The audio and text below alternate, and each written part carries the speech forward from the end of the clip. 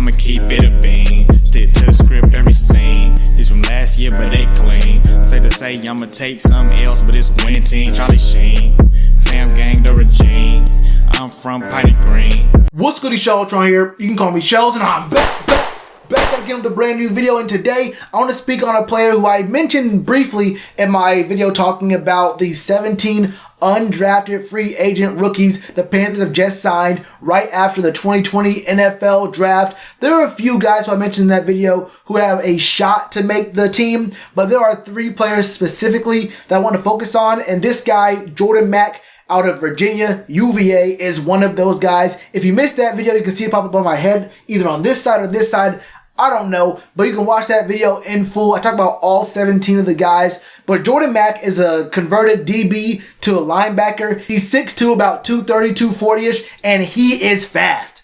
He's fast, he's strong, he's smart. He's a 2 to 3 down linebacker, a guy you can have definitely play against the run, and he's smart enough to play in coverage in some certain situations. I think he's a guy you can keep on the field. For the most part, he won't get bullied by quarterbacks in obvious passing downs and situations, so that gives him value for making the team, because as you guys know, we do have a pretty deep linebacker core, linebacker group for the Panthers, but we have guys who are very, very specific in the way they can be used. Most of our guys are either players who work really well against the run but can't cover, or are basically primarily and kind of only pass rushing linebackers. We don't have very many 3 down all situation linebackers on the roster, and Jordan Mack could fill that role. You can see from his stats here, his freshman year he played in 12 games. He had pretty decent stats for a freshman: 40 tackles, 4 for loss, 1.5 sacks, and he had 2 forced fumbles. He actually had 2 forced fumbles all but 1 year he was down there at Virginia. So I mean, he's physical, he gets to the ball,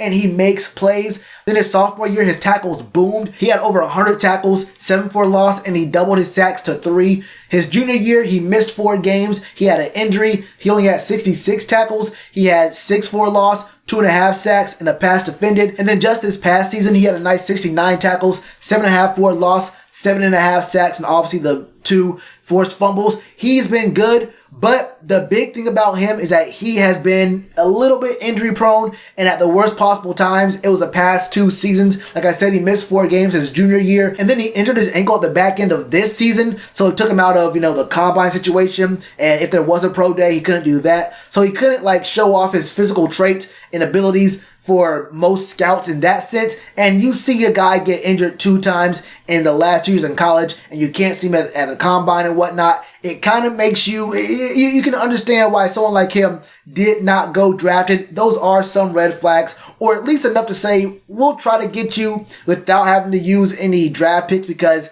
that is a risk. But for a team like the Panthers that has a very, very, very solid front 4 right now, that I think we can look forward to having a really, really good one and being one of the better defensive lines moving forward in the next 2, maybe 3 years, we are kind of in a weird, desperate place for linebackers. We did not address them at all in the draft. And like I mentioned, for the most part, we have guys who work well in very specific situations. Tahir Whitehead is a guy who can really be a run stopper, but he cannot cover. Then we have guys like Marquise Haynes and Christian Miller who don't really work well in anything but pass rushing situations right now. Then there's other guys like Andre Smith who really can't cover at all, and he has some issues in just being on the field in general. Then we have JC Jermaine Carter, who has been good, but maybe not a starter level every down linebacker that you can trust to be out there all the time. So while we do have pretty packed depth at the position, we have a very narrow set of guys who can do everything or enough things well enough to stay on the field. And I see this Jordan Mack signing as a very low risk answer to that. Sure, he has injury history, but you didn't use a draft pick to pick him up. So if you bring him in, and if he makes the 53-man roster at the end of August or early September,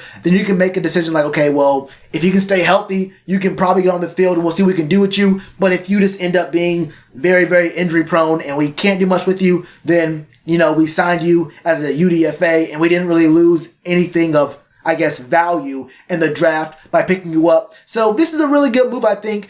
You address a need without using a draft pick And if it doesn't work out, it doesn't work out. But I think he has a very strong chance of making this roster because of what his skill set is. And if he can stay healthy, he would be a very impactful player. As a rotational piece probably at first, but as we move on, if he stays healthy, he could probably be a guy you see more often on the field. That's what I got for you for Jordan Mack. He is a player that I think you should look out for having a very good chance to make the roster. That's my thoughts on it. What are your thoughts? Do you like him? Do you not like him? Do you have any more analysis on him? What do you think? Let me know all your thoughts in the comments below. And you already know what to do with that like button. Cheers to you, appreciate the chance. Been told y'all I been the man. Been told y'all I had the gift. Tell a friend to tell a friend. Real ones gonna recommend. Count this as another win.